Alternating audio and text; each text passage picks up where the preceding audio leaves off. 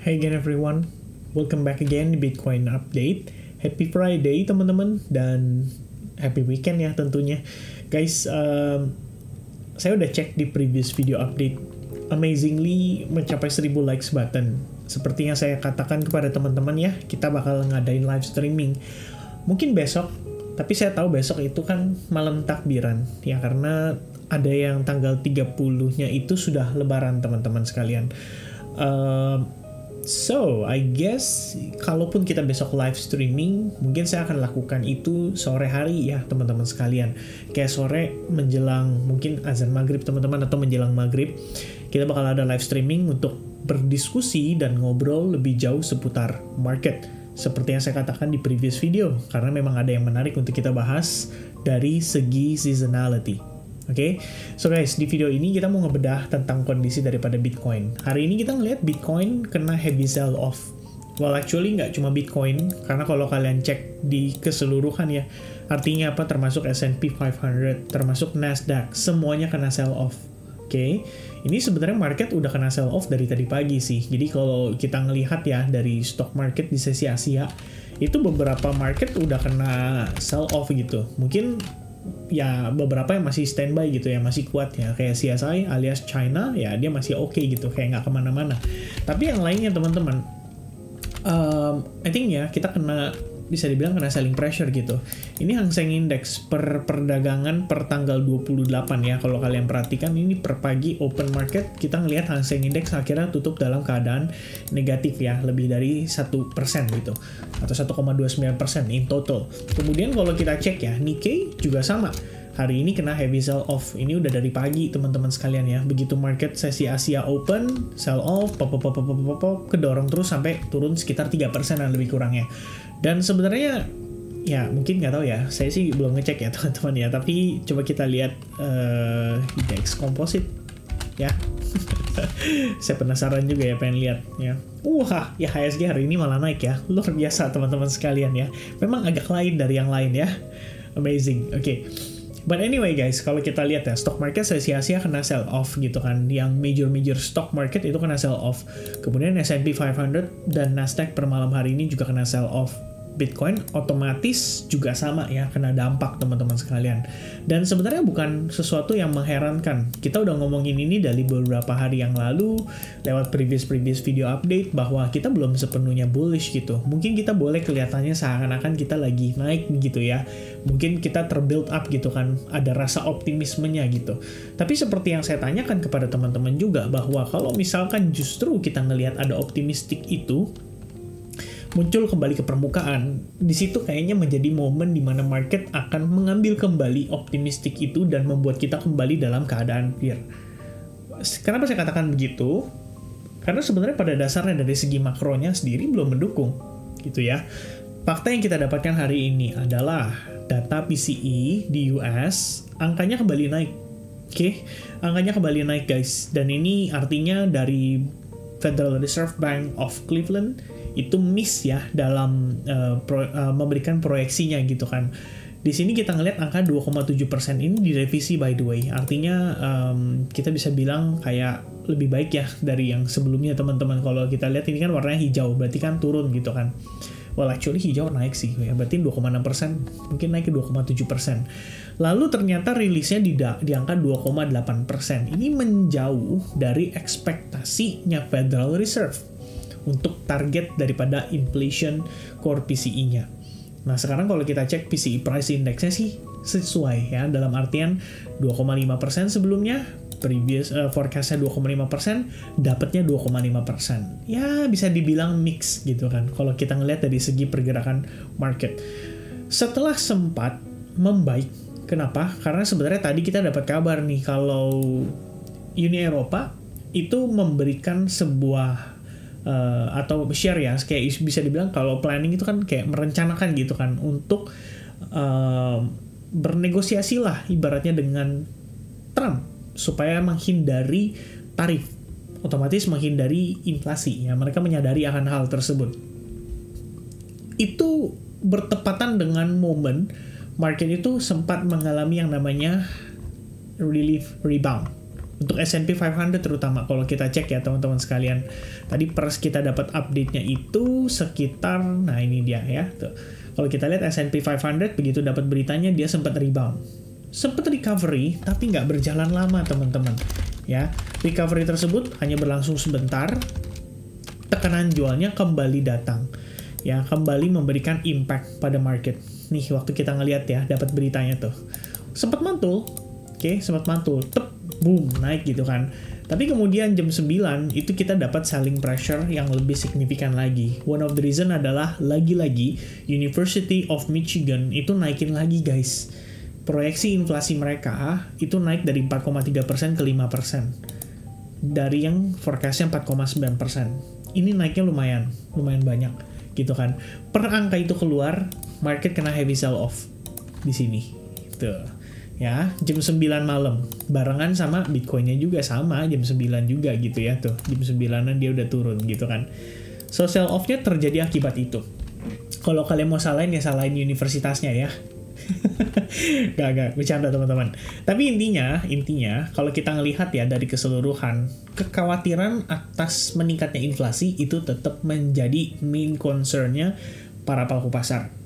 Di sisi lain, walaupun ya ada beberapa kondisi nih, salah satunya soal Trump juga ya terhadap Kanada.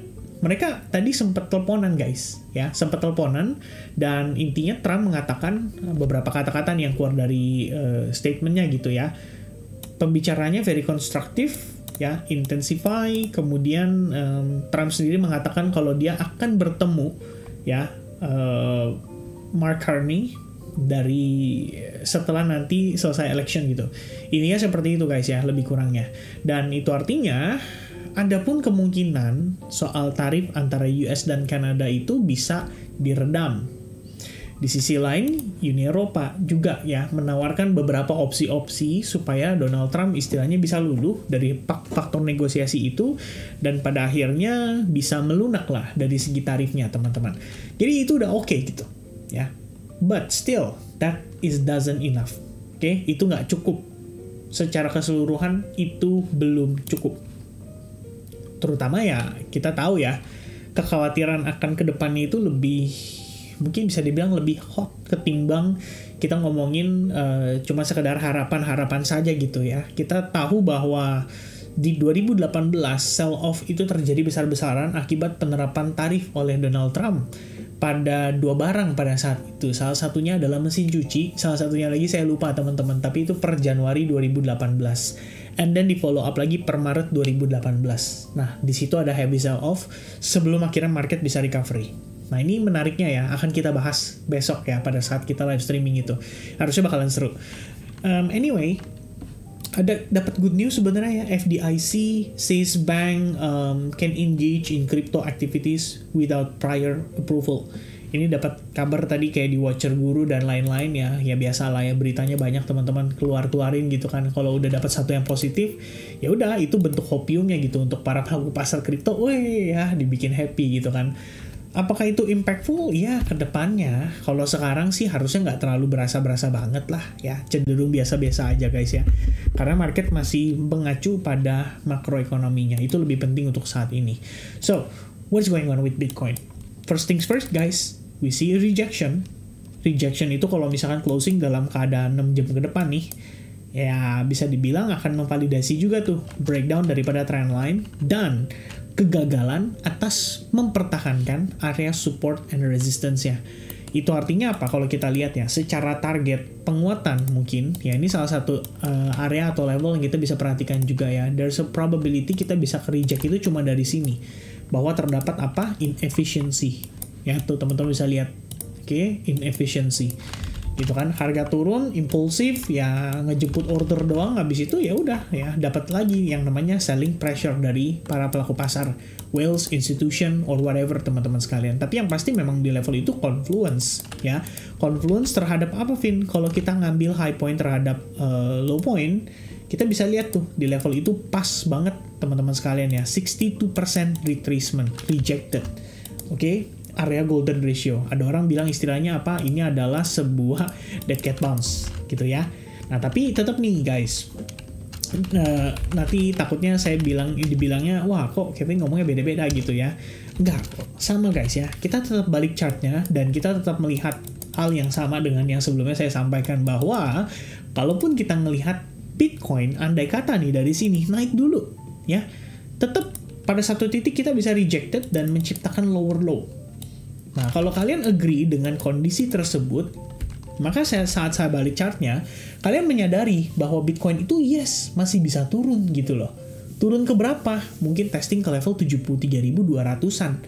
Merupakan all time high 2024. Nggak juga sih, all time high 2024 di atas ya, teman-teman sekalian ya. Tapi at least a moment before lah, kita mendapatkan all time high 2024. Jadi kita udah ngelihat nih, wah akhirnya ya dia berhasil menciptakan higher high. Oke, that's it ya, bull cycle selesai, bla bla bla bla bla bla bla. Market kecewa. Tiba-tiba Donald Trump menang, another run up sampai dengan 108.000, 109.000 lebih kurangnya. So that's great gitu kan. The only high point yang kita punya adalah level ini gitu. Jadi kalau misalnya kita seandainya memang harus testing dulu ke sana, intinya kita cukup kasih pengertian bahwa ya Bitcoin, saya mengerti kamu butuh istirahat, saya mengerti kamu butuh bensin, saya ngerti kalau kamu butuh istilahnya butuh faktor-faktor yang bisa mendukung untuk kita menciptakan another higher high nantinya, yaitu apa? Discount dan mengundang lebih banyak pembeli untuk interested masuk kembali ke dalam market crypto, apalagi Bitcoin gitu ya.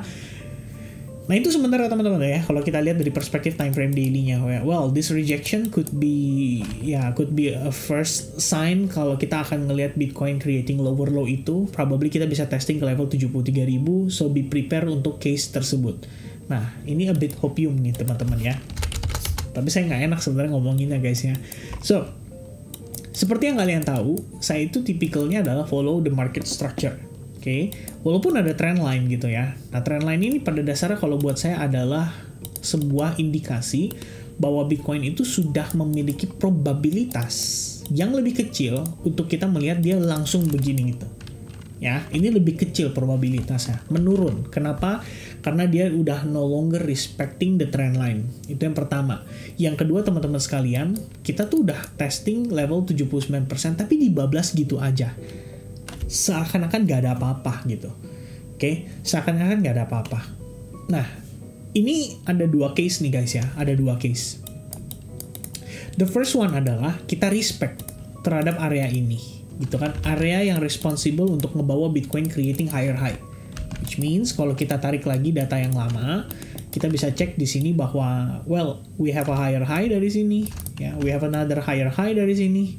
Dan ini bukannya saya bilang nggak saya warning ya, tapi saya sudah warning ke teman-teman juga dalam beberapa hari terakhir bahwa Bitcoin bukannya nggak mungkin gitu loh untuk dia turun lagi gitu. Karena kita ngelihat ya pada dasarnya pergerakan-pergerakan sebelumnya itu diiringi dengan sebuah retracement yang cukup major gitu ya. Ini retracement, dia naik lagi. Ini kalau retracement before dia naik lagi pun wajar gitu. Artinya apa? Saat kamu ngeliat turun kayak gini, udah bukan sesuatu hal yang mengejutkan.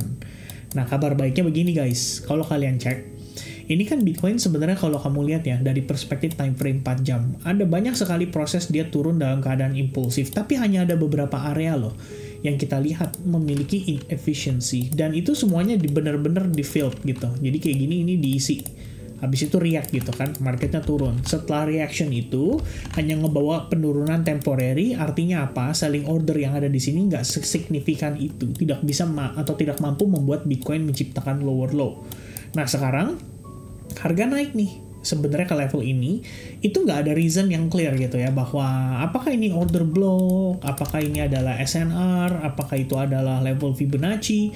Well, maybe the only reason kita ngelihat Bitcoin rejected ya karena kita ngelihat itu Fibonacci golden ratio gitu ya. Ya itu bisa jadi satu pertimbangan gitu, bahwa ini potensi lower high, dan kita ngelihat Bitcoin akhirnya nge-react dari area tersebut pada dasarnya berbarengan mengikuti S&P 500 dan juga Nasdaq 100 ya. Intinya kita kena sell off secara merata untuk risk on aset, dan apa alasannya ya tidak lain dan tidak bukan karena ketidakpastian tarif gitu. Walaupun ada beberapa kabar berita ini, tapi kan ini sifatnya baru permulaan, baru perencanaan. Maka kita butuh apa? Butuh ada realisasinya dulu, baru itu akan cukup untuk membuat market percaya bahwa okay, this is it ya, this is the bottom, and we're gonna see Bitcoin rally. Begitupun S&P 500, begitupun Nasdaq.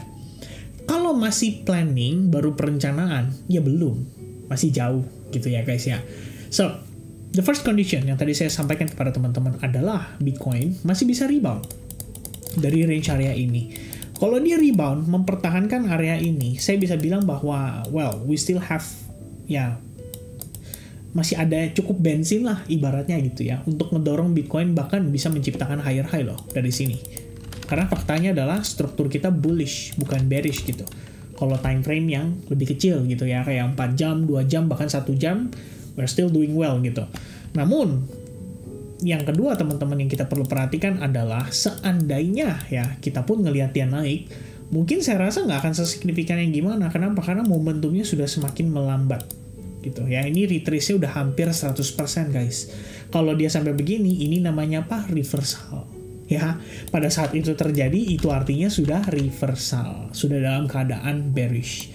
Nah, saat nanti dia dalam keadaan bearish, ini yang teman-teman bisa lakukan ya. Antisipasinya adalah ada kemungkinan Bitcoin memitigasi area ini, kemudian dia rebound dulu, mencari area berikutnya untuk potentially lower high. Dan itu berarti akan mengandalkan area-area inefficiency seperti ini gitu. Yang mana ini merupakan fair value gap gitu ya, atau imbalance kita bilangnya gitu kan. So dia creating apa? Lower low dulu, kayak begini, market structure shift, baru kemudian dia reverse atau dia rebound. Tapi reboundnya ini sifatnya adalah untuk mencari potential lower high-nya. By the time itu terjadi, mungkin teman-teman aware bahwa wah ini trend line nih dan lain sebagainya itu udah mulai kebentuk ya di chartnya teman-teman gitu, bahwa kalian lihat ini berpotensi begini dan lain sebagainya ya. Itu yang teman-teman boleh perhatikan untuk saat ini. But for now ya, in case kalau kalian berpikir bahwa gue pengen manfaatin nih, kelihatannya menarik gitu ya, apa sih yang jadi pertimbangan? Satu, harga sudah break dari trend line. Itu yang saya tekankan kembali tadi ya. Harga sudah break dari trend line, artinya probabilitas mengecil atau menurun. Itu pertama. Yang kedua, teman-teman sekalian, pastikan minimal apa? Minimal 15 menitnya bullish dulu. Kalau 15 menitnya aja masih dalam keadaan bearish kayak begini, obviously kita nggak bisa bilang bahwa oke, ini berpotensi mantul gitu. Berpotensi ya, semuanya punya potensi gitu kan. Potensi ke kanan, potensi naik, potensi turun. It's all about probability gitu. Jadi kita tahu. Tapi untuk memperbesar probabilitas itu, meyakini bahwa Bitcoin memang ready untuk pertahankan area ini sebagai potential higher low-nya, maka kita butuh Bitcoin claim dulu secara trend gitu ya, bahwa dia kembali dalam keadaan bullish. If that doesn't happen, itu artinya kita hanya berasumsi gitu ya. Untuk saat ini itu yang menjadi pertimbangan saya gitu kan. Tambahan konfirmasinya gimana, Vin? Ya misalnya kamu lihat candlestick pattern, itu juga bisa jadi acuan gitu. Misalnya, Vin, gimana kalau misalkan gue ngeliat bullish engulfing nih, terus gue yakin nih dia bisa naik dulu gitu. Jadi gue cuma ngambil ini dan ngambil target di sini misalkan ya, untuk potensi 3 kali dari resiko saya gitu. Well, that's a good idea actually. Ya, bisa nggak dimanfaatin? Bisa seperti itu. Tapi ada syaratnya gitu kan. Artinya kita butuh konfirmasi bahwa yes, this level is trying to maintain the support level daripada Bitcoin gitu. Jadi ada buyers yang cukup untuk mempertahankan area tersebut untuk Bitcoin tetap dalam keadaan bullish. At least konteksnya di sini dalam tanda kutip adalah untuk time frame yang lebih kecil. Bukan time frame yang lebih besar ya. Kalau time frame lebih besar, ya sementara waktu ini saya belum setuju gitu kalau kita katakan bahwa ini bakal meletus gitu ya. Tapi kalau untuk time frame kecilnya masih ada pertimbangan hal tersebut, itu cukup memungkinkan untuk terjadi. Nah, itu pandangan dari saya teman-teman sekalian. Oke?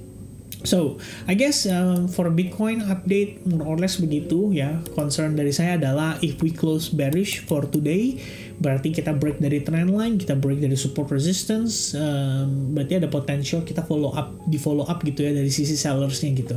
Itu aja sebenarnya yang perlu diperhatikan untuk saat ini. Oke? So, for now teman-teman sekalian, I think that's gonna be the update ya. Happy weekend buat kalian semua. See you guys again soon di live streaming, dan sehat-sehat selalu guys. Sampai jumpa kembali. Cheers, God bless, and bye-bye guys.